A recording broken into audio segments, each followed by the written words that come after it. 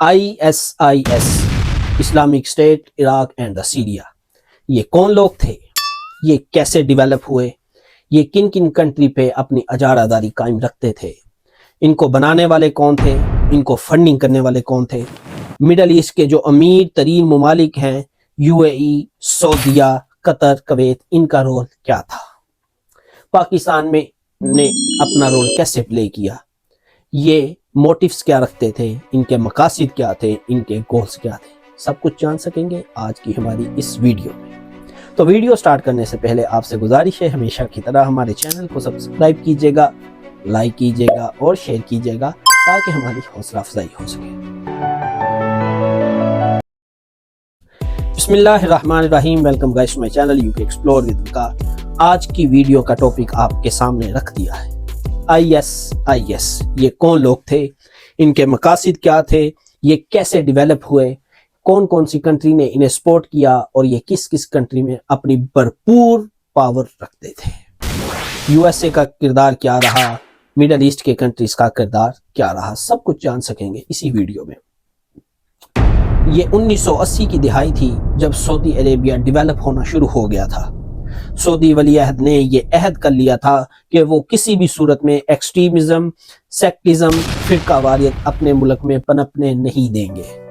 تو انہوں نے کیا کیا، یہ وہی دور تھا جب رشیا نے افغانستان کے اوپر حملہ کر دیا تھا، یہ وہی دور تھا جب جہادی تنظیمیں جو تھی وہ وجود میں آنا شروع ہو گئی تھی، اور سعودی عربیہ اور بہت سے ممالک ایسے تھے جو ان کو اپنے کنٹری میں ڈیولپ ہونے کی بجائے ان کو ان کے ساتھ ہی لڑا نہ دینا چاہتے تھے۔ سعودی عربیہ یا دوسرے ممالک جو ترقی کی طرف چل پڑے تھے، گامزن تھے، وہ کسی صورت میں نہیں چاہتے تھے کہ یہ فرقہ واریت، سیکٹزم اور اس طرح کی انتہا پسندی، ایکسٹریمزم ہمارے کنٹری میں آئے۔ تو یہی وجہ تھی کہ یہ جہادی تنظیمیں بننا شروع ہو گئی، اور یہ ایسا دور تھا کہ جہاں پہ جہادی تنظیمیں پھر بنتی گئیں اور کنٹرول میں نہ آ سکیں۔ سعودی عربیہ نے خود کو فرقہ واریت اور ایکسٹریمزم سے بچانے کے لیے یہی وجہ تھی کہ پاکستان، سعودی عربیہ اور UAE نے 1994 میں جب افغان طالبان کی حکومت افغانستان میں آئی تو اسے فوراً ایکسیپٹ کر لیا تاکہ وہ کسی بھی طرح ان مسائل میں نہ پڑے۔ پھر وہ یہی دور تھا کہ جب عراق کے اوپر 2001 میں جب عراق کے اوپر امریکہ نے انویٹ کیا، حملہ کر دیا، تو ساری فوج جو عراقی فوج تھی وہ پہلے تو بھرپور لڑتی رہی، لیکن پھر ایسا وقت آیا کہ وہ تتر بتر ہو کے رہ گئی۔ اس کی مین وجہ یہ تھی کہ افغانستان کے جو عراق کے صدر تھے صدام حسین، ان کو پکڑ لیا گیا تھا، اریسٹ کرنے کے بعد سزائے موت دے دی، جس کی وجہ سے عراق سارا جو تھا وہ ٹوٹ گیا۔ عراقی آرمی کسی بھی صورت میں کسی کے ساتھ لڑنے کو تیار نہیں تھی، ایون کہ وہ نہ امریکہ کے ساتھ لڑ رہی تھی، نہ اپنے کنٹری کے جو انتہا پسند تھے ان کے ساتھ لڑ رہی تھی۔ یہ وہی دن تھے کہ جب ISIS جو تھی وہ ایک مضبوط گروہ بن کے عراق میں، یہ ایسی تنظیم تھی جس نے آدھے سے زیادہ عراق کے اوپر اپنا قبضہ جما لیا تھا۔ ادھر سیریا میں کیونکہ امریکہ اور USA، امریکہ جیسے کنٹریز ان کو بشار الاسد کو سپورٹ کر رہے تھے، تو کیا ہوا کہ رشیا اور ایران مل کے ایکسٹریمزم کو سپورٹ کر رہے تھے، وہ ISI کو سپورٹ کر رہے تھے۔ یوں عراق اور سیریا جو تھی ان کے دونوں کی مین گڑھ بن گئی یہ دو کنٹریز۔ وہاں پہ اب کیا تھا کہ 2011 میں 2011 میں جو تھا ٹرکی اور سعودی عربیہ یہ فنڈ ایڈ کرنے والے زیادہ بڑے ممالک میں سے تھے۔ 2013 اور 14 میں جب ہیلری کلنٹن وزیر خارجہ تھی، فارن منسٹر تھی USA کی، انہوں نے رپورٹ کیا کہ 9/11 میں جو 9/11 2001 میں ہوا اس میں سب سے زیادہ فنڈنگ کرنے والے یہی کنٹریز تھے۔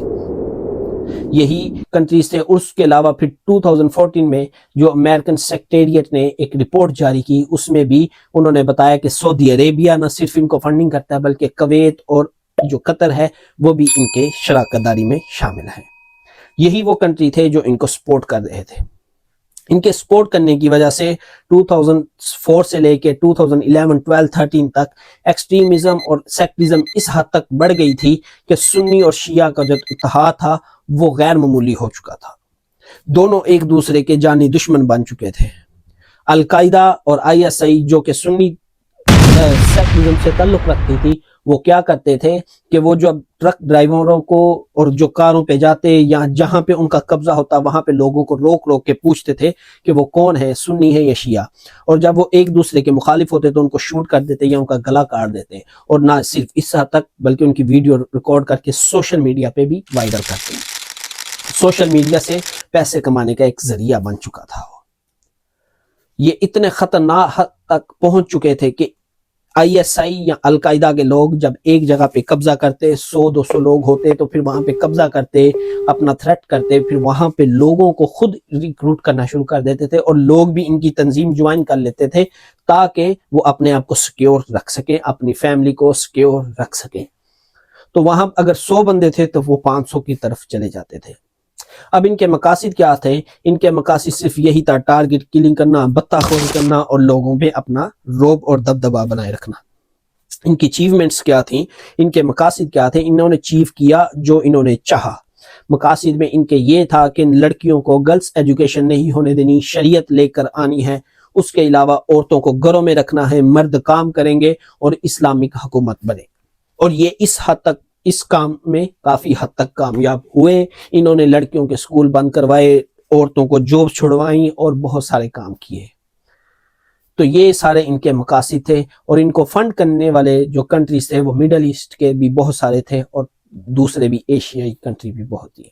फिरका वारियत का खौफ सऊदी अरेबिया पे इस हद तक था कि जब पाकिस्तान में 2008 से लेके 13 तक पाकिस्तान पीपल्स पार्टी की गवर्नमेंट आई और आसिफ अली जरदारी जो प्रेसिडेंट पाकिस्तान के बने, तो इन्होंने सऊदी अरेबिया ने इनडायरेक्टली अपना खौफ का इजहार किया क्योंकि उनको शक था कि आसिफ अली जरदारी जो अहले तशय्युं से बिलोंग करते हैं और ये अहले तशय्युं को सपोर्ट करेंगे। एक तरफ ईरान था और दूसरी तरफ सऊदी अरेबिया और मिडल ईस्ट के वहाबीइज्म और सुन्नीइज्म के जो कंट्रीज थे, वो किसी भी सूरत में शियों को, और ईरान जो था वो किसी भी सूरत में दूसरे फिरका को एक्सेप्ट करने के लिए तैयार नहीं थे। उसकी वजह यह थी जब सदाम हुसैन की डेथ हो गई तो उसके बाद जब इराक में जो नई गवर्नमेंट बनी वो अहले तशय्युं की थी और बहुत ज्यादा उसमें अहले तशय्युं थे और जिसमें कुर्दिश उनको सपोर्ट करने वाले थे। तो ईरान जो था वो इस ग्रुप को सपोर्ट कर रहा था और जो सऊदी अरेबिया, कतर, कुवैत जैसे ममालिक थे वो ISI और अलकायदा को सपोर्ट कर रहे थे। और अलकायदा बनी कैसे? इसके बानी ज़कवानी जो थे, पहले उन्होंने अलकायदा शुरू की 2013 में। फिर क्या हुआ, जब ये ग्रुप डेवलप होना शुरू हो गया तो फिर उसने अपना एक अलग ग्रुप बना लिया ज़कवानी ने, तो ये एक अलग IS ग्रुप बन गया और जो अलकायदा था वो एक अलग ग्रुप बन गया। तो यूं ये इनकी जड़ें फैलना शुरू हो गई और ये इराक, शाम में काफी हद तक मजबूत हो गए थे और इनका जो ग्रुप निकला अलकायदा वो अफगानिस्तान, पाकिस्तान में मजबूत हो गया। इन्होंने जो चाहा वो अचीव किया, काफी एक्सट्रीमिज्म फैलाई, धमाके किए, टेररिज्म फैलाई और फिर कावारियत भी काफी उरूज तक पहुंच चुकी थी।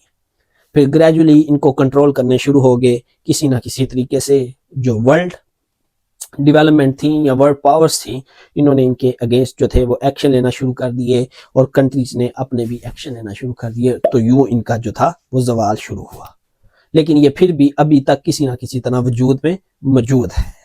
तो उम्मीद करता हूँ आपको ये वीडियो पसंद आई होगी, आपके लिए इंफॉर्मेटिव होगी। अपना बहुत सारा ख्याल रखिएगा, हमारे चैनल को सब्सक्राइब कीजिएगा, लाइक कीजिएगा और शेयर कीजिएगा। खुदा हाफिज।